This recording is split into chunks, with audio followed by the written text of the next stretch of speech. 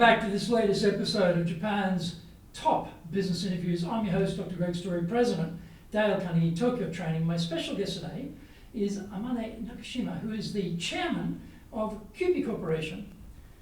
So, Nakashima, thank you very much. It's taken us a while to get this interview organised and find time in your busy schedule, but thank you for joining Thank me. you. Thank you as well for this opportunity. Yeah, so if we think about, your career, you've had a long career. Just give us a bit of background in some things you've done, and then we'll look for some highlights around your leadership experiences. So where did you start, and how is it that you're the chairman of Kewpie these days? Do you want me to go over some? Well, just basically where you started in business and your early career, and then your years in Kewpie and the things you've been doing. Okay. I joined Kewpie 1993, which was my 10th year after graduation of my university. So I was something like 33, 34 years old. And this company was founded, not technically founded by my wife's grandfather, but essentially founded by my wife's grandfather. So my wife's father was still active that time in 1993. So my father-in-law and his executive teammate asked me to join the company. So prior to that, after university, you joined another company in another business? Right, correct. What were you doing at that time? I joined one of the largest Japanese bank called Industrial Bank of Japan. Yes. And I was there for 10 years. Right. And I got married after, if I'm correct, about 5 years, 6 years after I joined the bank, so which is probably 29 years old. 29, right. Yeah.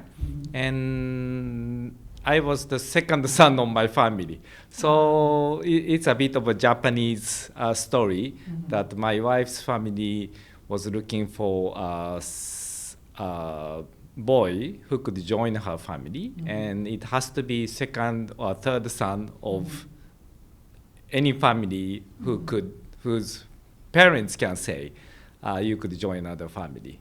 So it is not a wide selection for my wife's parents. So I happened to be one of them, and I met her in arranged meetings, probably one of her arranged meetings. Yes. Yeah. Yes. So that's how we got married, and I stayed with IBJ after a marriage for how long? After 3 years. Then I got called to join. So, it is kind of, for me, natural to join this company in the business. So family company, family Yes. business. And Yes. how long has Kewpie been running as a corporation, as an organization?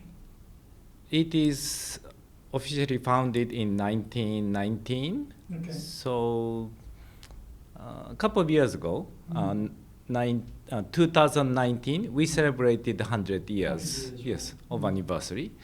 So I believe it is naturally, I know of several food processing company with similar history. I would say like 100 years. So I believe that is about the time some businesses started. It's before the Second World War, when some people with some big, how do I say, strong minds of achievements of business started something, to contribute to the food culture, or maybe, I think that time it is not more or less about food culture, or just to supply enough food to Japanese people. And so when you were in IBJ, I guess you were still fairly early in your career, so you probably didn't have too many direct leadership responsibilities. So you probably big responsibilities happened after you joined Kewpie. So that must have been a bit tricky, because I think in Japanese you call it yoshi, for someone who joins the family and they change their name to that family's name to continue the legacy of that family. That must be a bit tricky because you're coming in, people will look at you and go, oh, he's going to be the shacho one day, he's going to be the president one day or the chairman one day. That must have been a bit of pressure for you. Yes, I think any family, even if it is, the person is not Yoshi or someone born in the family, must be regarded as the heir, for some time in the future. So all of those people, I get to know, I know all of the similar, I know a lot of people who are in the similar situations. Yeah. They all have similar problems or, similar, I would say, circumstances. And we can share our experiences with each other. But they are all, in some sense, alone in the business, in the family. Because, you don't really have strong supporters, And some supporters may not be your supporters. Yes, yes. Well, Quite that's often. True. That's true. When you joined Kewpie and they gave you a leadership position, what was the first major leadership position they gave you? Of course, it is, as you know, a test to see what you can do. Yeah, okay. Always it is the test. And the people watch every single moves. Oh, that's pressure. Yeah, of course, you just, those are the people who, as you said, they all see you as potentially future leaders in the business. So they would take some moment to see, how they behave. It is someone we can respect, or it is someone who we cannot respect. So, but this is something already given in the circumstance, right? So you don't really get to have any choices. So you have to be, what you are. So yes, in terms of managing other people, how did you approach it? What was your approach to leading other people? How did you go about, overcoming this type of positioning, people, thinking about, oh, okay, he's going to be the shacho, I should be like this to him, and I can't be natural with him, or I can't speak freely with him. And for yourself too, thinking about, oh, everyone's watching what I'm doing. How do you lead in that situation? That's quite complex. Luckily, I believe it is very lucky in our case, in our company, that we have very good history of culture that we decide the next leaders not only by the decision of one particular person. So we have a group of people in senior leaders that we discuss who would be the suited leaders in the futures. And we have these meetings 4 or 5 times a year. So we list all the names of the people among ourselves, and we discuss, we put the list of the names, the people where each thinks be suited to the leaders in the next 10 years, 20 years. And then we talk about each one about, pros and the cons. And we tend to respect someone who's not biased or who don't try to form group of people. Some people want to form a group of people, which I believe I saw a lot of cases in my former employer. Right. There are always group of people, and they, those, to be leaders, form some, how do you say? Like a faction? Faction. Habatsu. And we really dislikes that kind of idea. So when we see some kind of moves or actions, we often say, oh, this is not the type of leaders we want. Right, they're disqualifying themselves from the position. So what about for yourself, though? When you first started leading in Kewpie, how did you approach it? Because you said be yourself, but there's everyone's watching you. People are thinking about, Japanese language is very particular about politeness language and positioning and status and whatever. It must be very difficult to build a relationship with a team. How did you go about building that relationship? I think it's not much different from other leaders, but I always want to be polite to anyone, even if to our newcomers who just graduated and joined the company in April every year.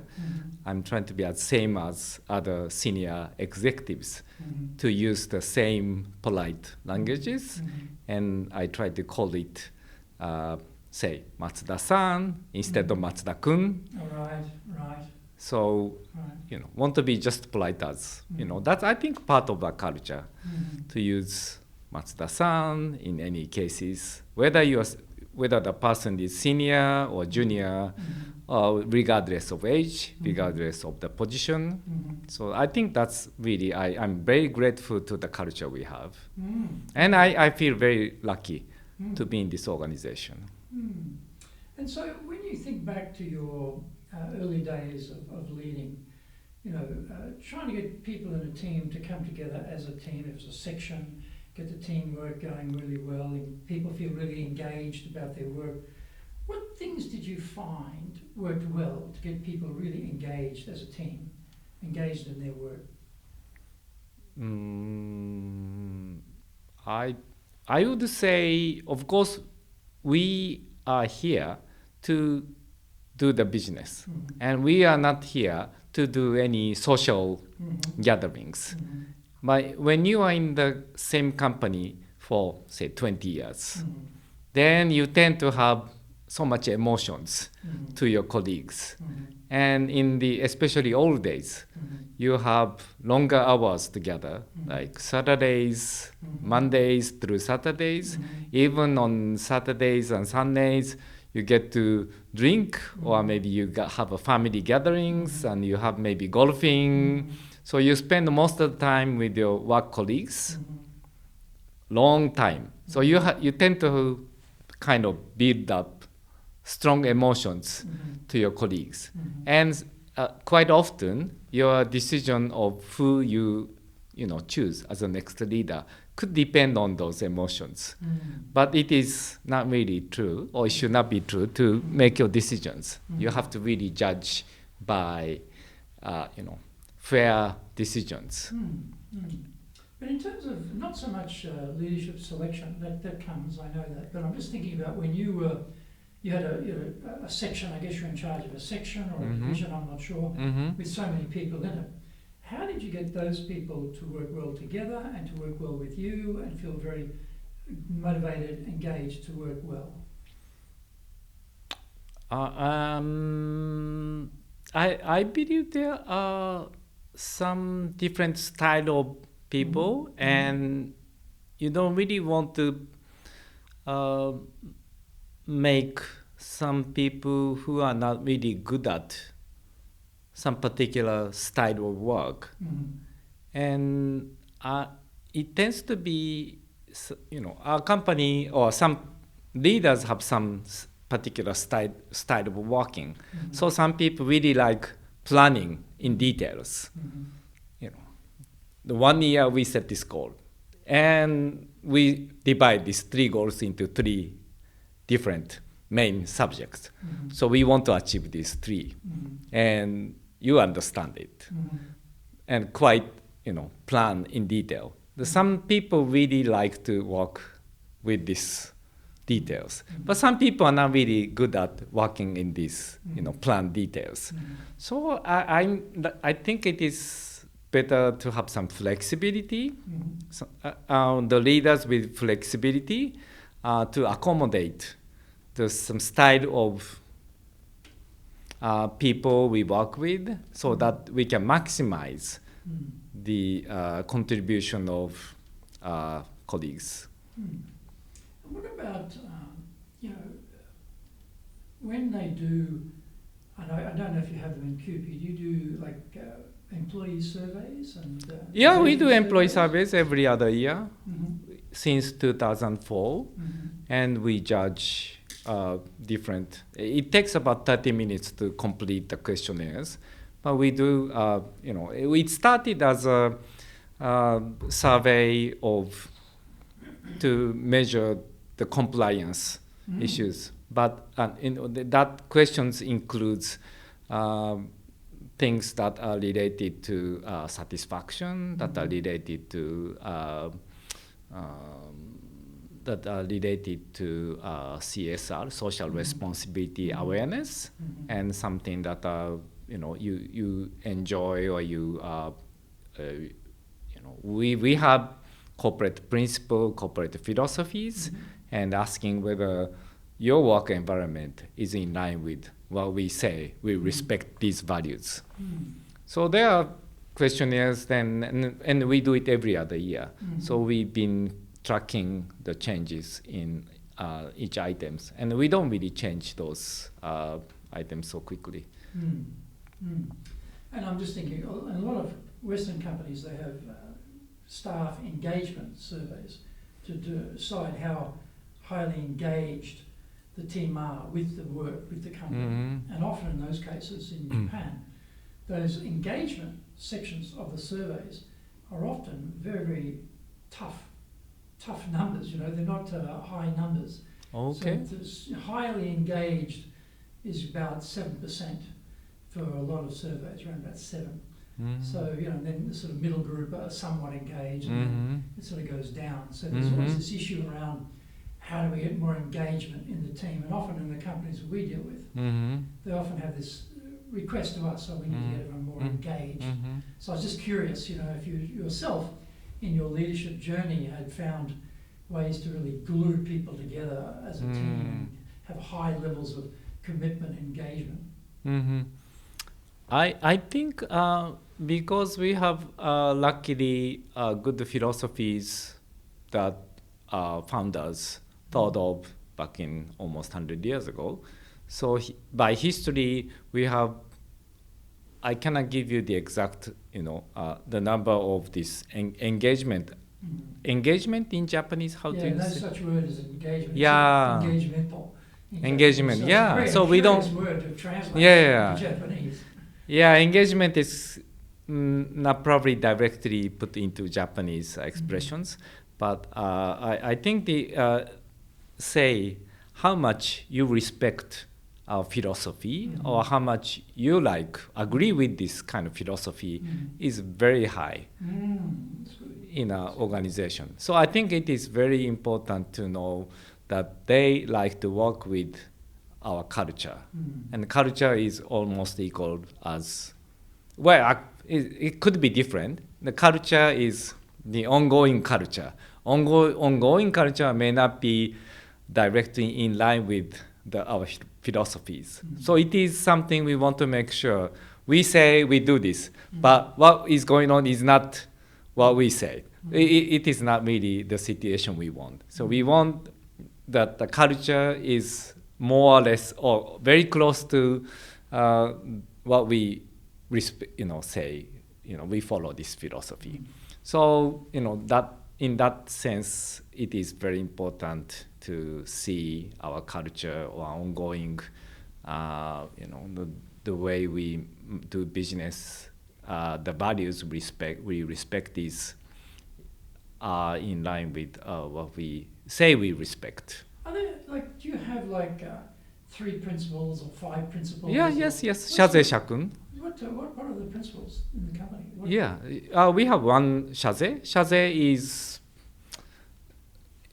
Rakugyo Kaetsu is, we enjoy work while, we enjoy work where we, work. So meaning that, you do your best, and doing your business is not always easy and it's not always comfortable, but after you really do your own best efforts, and if you go through this hardest work, then you get to achieve the very highest satisfaction all together.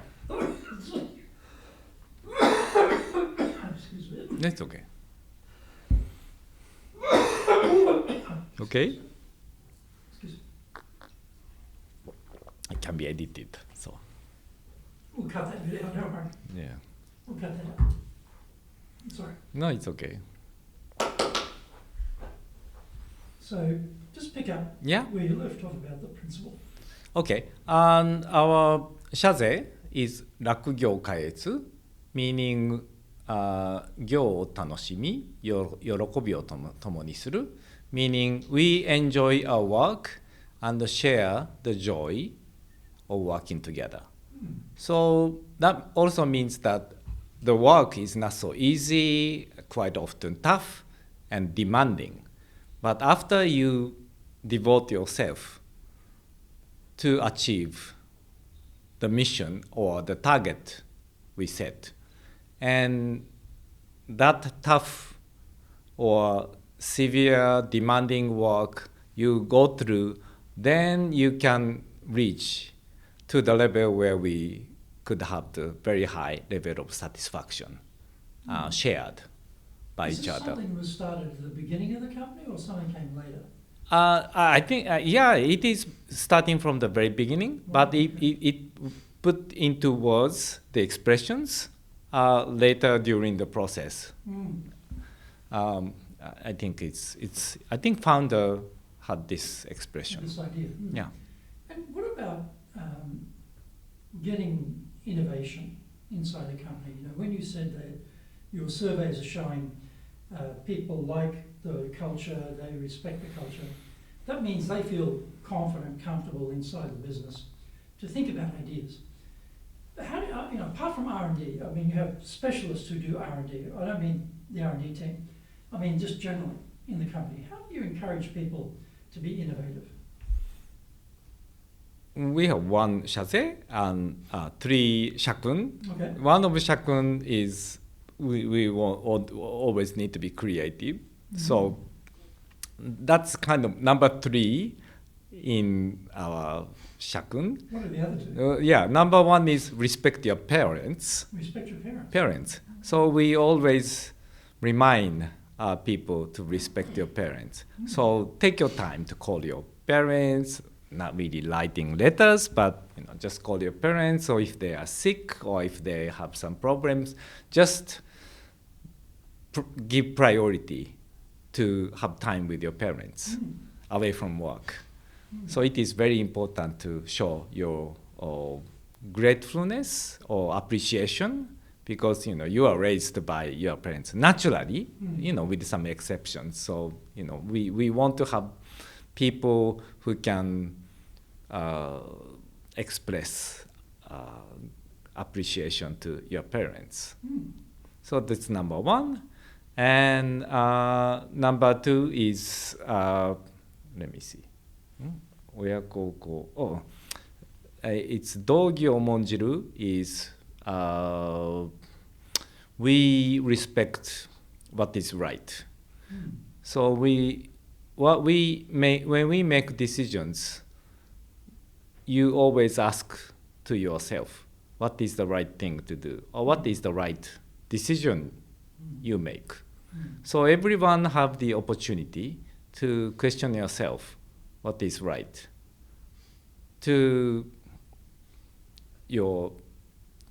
for the company or for this particular situations.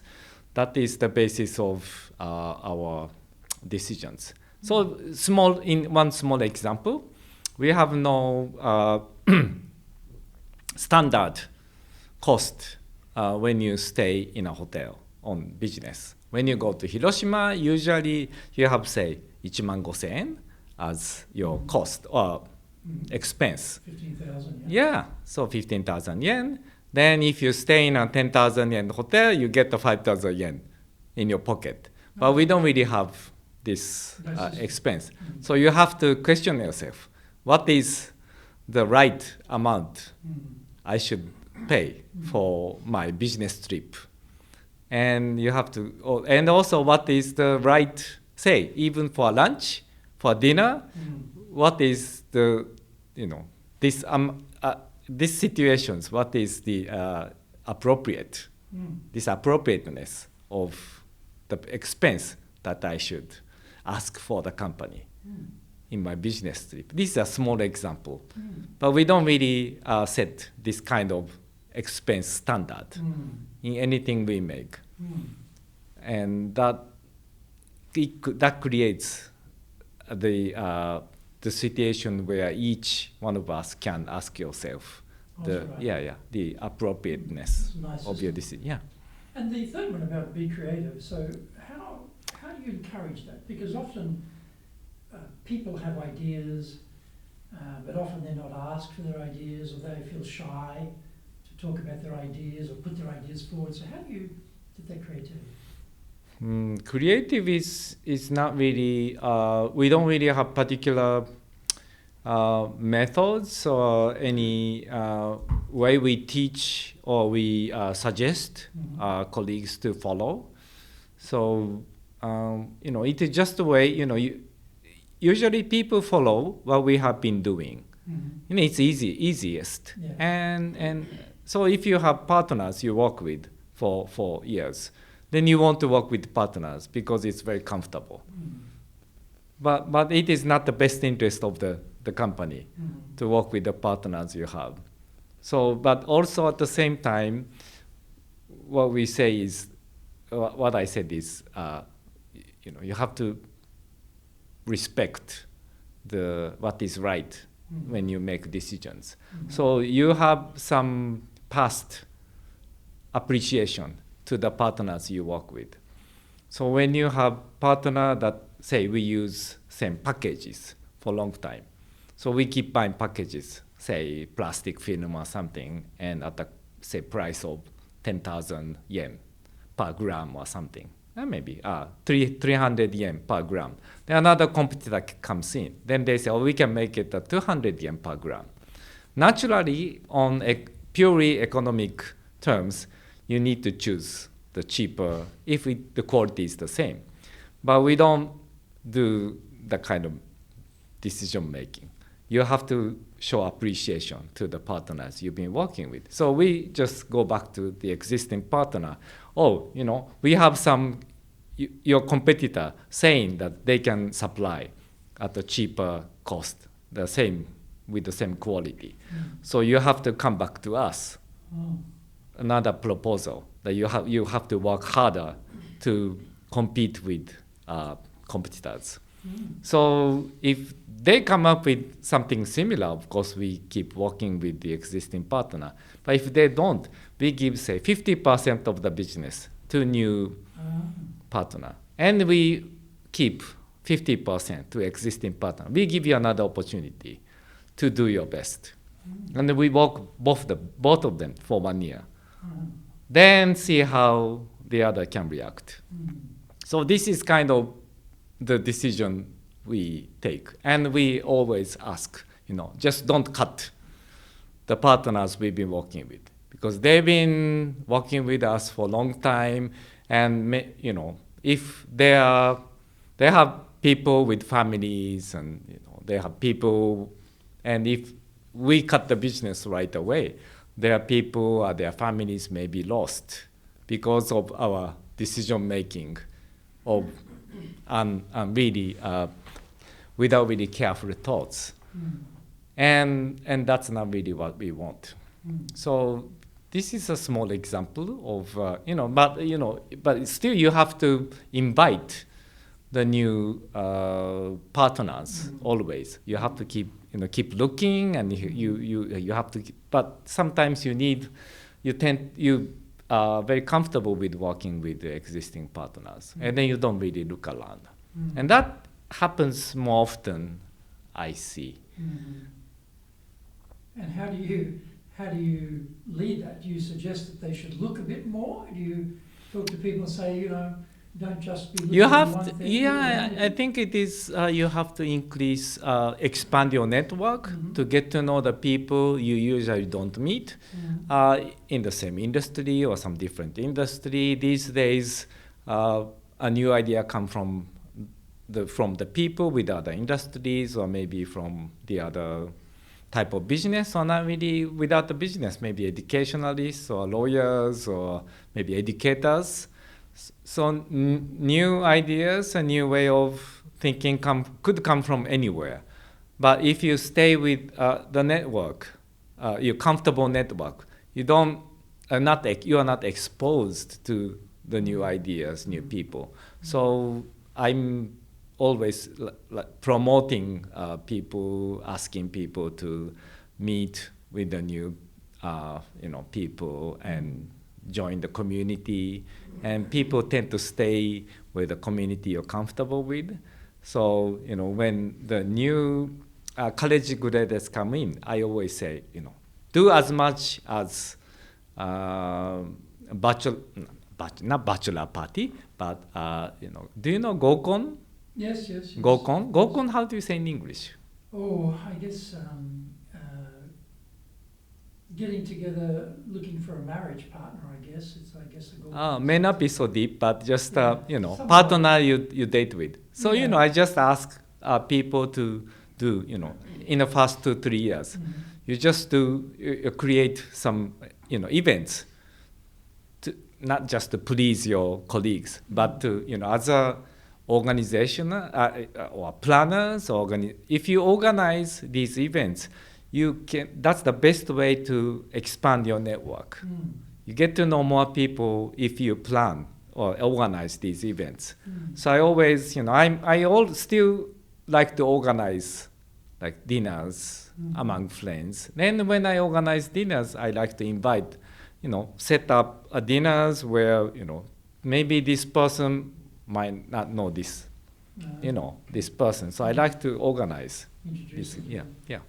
That's very good. And in terms of what's been your experience with things that work well in building trust with the team? You're the leader, and as you said before, people are judging, can they respect you, can they trust you, how can they talk to you, etc. So what have you found worked well to build trust with people in your teams? I see myself as quite open and honest, trying to be honest person. So I don't disguise myself. I don't hide my inner thoughts, and I like others to open up and say anything honestly in front of other people. Of course, some people may try to please your senior people and say something may not be 100% true to themselves. But in our culture, I know that it is not highly valued or accepted by our members, that if you're not honest, if you're not speaking from your hearts, it is not, you can see. You can see it. And in terms of... You like to work with the people who are honest. It's very comfortable and great to work with the people who are honest.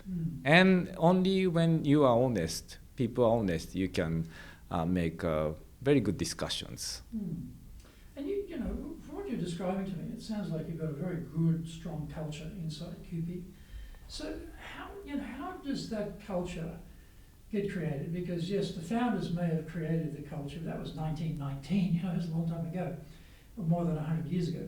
So how do you keep building that culture? Or how do you keep that culture going? How do you maintain that culture or create that culture? It is always a challenge. Is it? I don't think we have any strong secret to realize what the culture we have. We always have a danger of not really completely losing, but our culture could change to where we may have at some point a quite strong leader who only likes people he personally likes. There is always a risk. I believe there is always some risk. So my responsibility is to make sure that senior management members do not make that kind of decisions. I like them, and I'm just watching them to make sure that they fairly evaluate each members of next new leaders based on their behavior, who can work with any type of people who don't make likes or dislikes based on personality. And that's kind of my responsibility. If you want to be successful as a leader, do the Leadership Training for Managers course. All companies need people who can both manage and lead. Leading people screams out for real skills in communication, dealing with all different types of people, being excellent at innovation, planning, delegation, handling mistakes, doing performance reviews really well, and inspiring and motivating the team. Do the Leadership Training for Managers course now in either Japanese or English.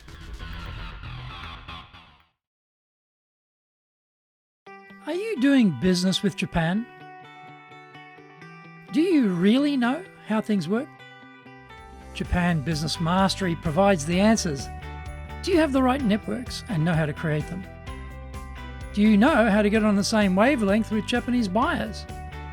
Do you know what being trustworthy looks like from the Japanese perspective? Japan Business Mastery is based on more than 30 years' experience in Japan and will become your go-to guide. Want to succeed in Japan? Buy Japan Business Mastery now. And so, you've got your Shaze and you've got the Shakun. How do you keep people engaged with this? Because, as a training company, right? Often we go to the company, we go to the training, or in the training room. Retreats or something? They have it on the wall, They have, like, here's the vision, mission, values, all beautifully presented. But, if you take that off the wall and turn it around so no one can read it, if you ask the people, what's the vision of the company? In 30 people, no one knows. If Really? You ask them, if you ask them, what's the mission? No one knows. Usually there's about 5 values. 30 people collectively come up with about 2 or 3 of the 5 values. It's very typical. So it tells you that the very, very senior executives at the top of the company think everybody remembers our vision, mission, values, but in fact they don't. So how does Kewpie get around this problem of, yes, you have the company, Shakun, but how do you make that part of the everyday life and everyday culture, everyday work of the people? We have, as we said, we have this expense system, and it is part of, the moment that you test yourself. Right. If you make decisions, if you always make appropriate decisions. Yeah. So we have these examples that where you can question yourself, and we say this is a part of our Shakun or Shaze philosophies, and we have some examples also like Oyakoko. Then we give it to the named pencils. Named pencil, we give it to children when they go to elementary school. So we give all the children of employees when we check, and we give each boy or girl's name on the pencils. Their own name is their own names. Their own names on the pencils. Wow. We give to the employees, to sons and daughters. And this is one of the examples that we respect. That it is one of our Shakun, philosophies. So there are these occasions, and also we send to parents every month the letters. I write letters every month to employees' parents, explaining business. Not handwritten. It's unfortunately it is not handwritten, but it is typed. But every month I write what's going on in the business, without really going much deep. I mean, doesn't affect insider information, of course, but some general condition of the business and what we do, and it gives opportunity for employees when they go back to their parents, then they can I see son, I was watching the letters, and this seems to be what's going on in your company, and then there could be a conversation between so this mother. is a letter, the same letter Yeah, goes to all the parents. all the parents. About what's going on in the Yes, company. yes. It was put together, signed by you. Yeah, And so that's a lot of people to send it to because it's a big company. yeah, How many people are about sending it? 10,000 or something. 10,000 Yeah, people, yes. something. That's impressive. Mhm. And how long has this been going on? Has this been something from the beginning? Yeah, or I believe it is from the very beginning. from the very start. Yes, yeah. Wow, wow. So In those there days, are- it would have been handwritten in those days. Yeah, I believe so. Mm. So there are those examples. I just named a few, but there are probably not tens, but I would say dozen example of what we do to as a realization of what we say, what we believe in. Yeah. That's very nice. I haven't met any company that includes the parents inside what's happening in the company so that they can understand what their children are. And employees know that, because their parents receive letters, their parents receive annual gifts in the summer and the winter from a company. So they know that a company respect, it's in our philosophy that we say we That's respect your fantastic. parents. Yeah, that's very impressive. Thank you. Yeah. What other things do you do like that? That's incredible. I mean, the pencils is amazing. And the some winter gifts and a letter every month. That's incredible. Anything else that you do? We send annual gifts, summer and winter, sort of box of new products, summer and winter, so that this is small examples of what we make. And the parents are quite generally proud of the company their sons and daughters work for. And luckily they do some good word of the mouth to their neighbors. They are proud of their sons and daughters, proud of the company, so that, look, my son works for this company, and they send a box of these products, and isn't it nice or something? I mean, we're not really asking for them to behave that way. And maybe we are very reserved in many occasions. So when we sponsor some events, like we do 3-minute cooking. Do you know a 3-minute cooking TV program? No. It's been around 60 years on Nippon Television, Nihon TV, 60 years. So it's a long-lasting TV show in the history. Only after NHK's Ryori cooking TV program. I think that's NHK's program is 60 some years, and program is 60 years this year. So it's in private sector, it's the long-lasting TV program, and we never ask. Kewpie has always sponsored this. Yeah, we are the sole sponsor Okay. of this small TV program, and we never ask the teacher to use our product, and we would rather ask them not to use our products. This is the TV program that gives idea to usually housewives, mothers, to prepare everyday meal.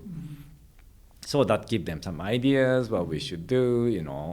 My kids maybe when depending on their ages, and usually mothers want kids or husbands to be balanced food habits, right? So more vegetables, may not be so much heavy on the beef or pork, more varieties on vegetables, so what we should do. So just give them ideas, not really promote our products. And we always, on other occasions, we don't ask, or we rather ask not to promote our names too heavily on the events or the activities we support, so that we just want to be supportive of non-profit activities or something just for the members or for the communities, for the populations of those activities. Well, and I guess the Kewpie name is an unusual name in Japanese. Was this the original name the company started? No. Do you know Kewpie doll? Yes. Kewpie doll, yeah. like doll. Mm-hmm. And around 1900, the drawing of Kewpie doll was supposed to be initially drawn by American artist Mm-hmm. called Rose O'Neill, Mm-hmm. and she made some drawings of Kewpie with some other figures Mm-hmm. that time, and that became doll. Mm-hmm. And doll was already around in Japan that time. Mm-hmm. So the person, our founder, was consulting how to do business that time, asked what would be the good brand for our mayonnaise. Mm-hmm. And he said, why don't you use Kewpie? Mm-hmm. And that was his mentor's idea. Mm-hmm. And then he chose Kewpie, Mm-hmm. and that's the beginning of the story. Mm-hmm. And Kewpie comes from the Kewpie doll, Yeah. and the doll originally comes from the drawing, Mm-hmm. and it's 1900, Mm-hmm. almost over 100 years ago. Mm-hmm. And I don't know, somehow they haven't been well kept by the IPs. Mm-hmm. Intellectual property was not kept strictly by the families Mm-hmm. or any like association. Mm-hmm. And we had some small legal battles Mm-hmm. with external parties who claim the rights that we have some Okay. Kewpie dolls or something. But there is no like substantial No. record Mm. for them. So it's a very distinctive name in Japan, a very distinctive image. The dog. Yeah, I believe we believe that we I think we are the one who made Kewpie name known to the public Yeah. by putting the name and as well as the figure Yes. on the products. It's very distinctive. Mhm. And your company's had a long history. It's been very successful, and I'm sitting in what is an absolutely beautiful headquarters you have here in Shibuya. Thank you. As I remarked to you, I asked you when you popped in before, I said, when did you finish this building? You said 2016. I couldn't believe it. It looks like it was brand new, like yesterday. It's so perfect. So very impressive. And, if you were thinking about... We didn't want to be impressive. That's Well, the last thing I want. It is impressive. I can tell you. It's I very- never thought of this to be impressive, but I knew that when we rebuilt, Yeah. there was an old headquarters, like Yeah. 6-storied building before, and I knew that it's going to be more or less impressive because if you see a newly built building, Yeah. it will be quite impressive. So I kind of hated to be Why? we are a manufacturing company. Yeah. We want to invest in the factories, Right. like Toyota. Right. Toyota, I'm sure they don't want that their headquarters to be the most impressive or more impressive than their factories. Because, manufacturing companies, they invest in the plants, not the headquarters. Headquarters doesn't make any money. This is the place we work, not really something we showcase to consumers. Well, anyway, I was thinking that you've maintained the building very well. It looks beautiful and clean, and looks very nice. I should Thank you. say nice, very nice. So if you're thinking about giving some advice to someone who's going to be sent by their company to Japan to run their organization in Japan, they don't know Japan, they don't speak Japanese. What sort of advice would you give to someone like that who's going to be sent here? From outside Japan? Yeah. Well, the Japan is changing, changing as you know, as a non-Japanese who have been in Japan for some long time. That we always say it will change, but it's slowly changing, Yes. very slowly changing. It is changing, but very slowly. As one example being a diversity. The female say, executive issue.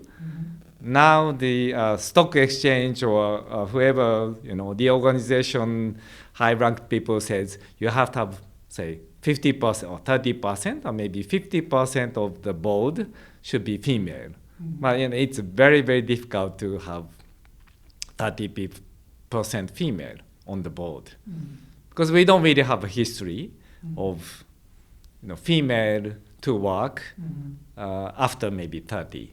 Females are supposed to work very tentatively for a short time after college, and they are supposed to get married. They are supposed to take care of their children and or maybe support their husbands. Husbands are not really supposed to look after their families, especially like physically or the issues of children. And of course it is changing, but it takes time for those female after college so that the parents' generation welcome their daughters to be more active in the society. The parents have very conservative idea. Are you okay to leave your children at home? Are you okay to leave your children in nursery or kindergarten?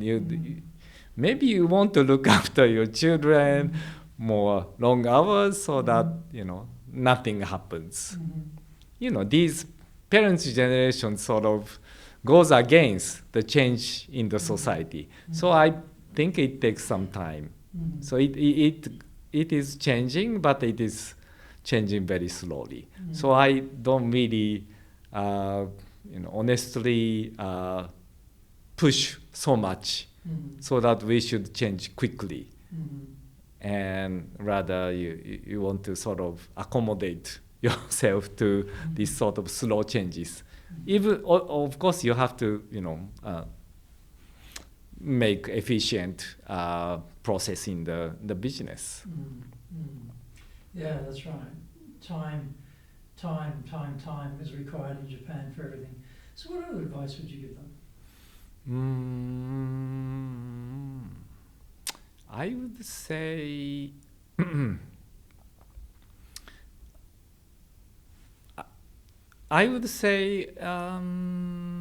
learn some Japanese.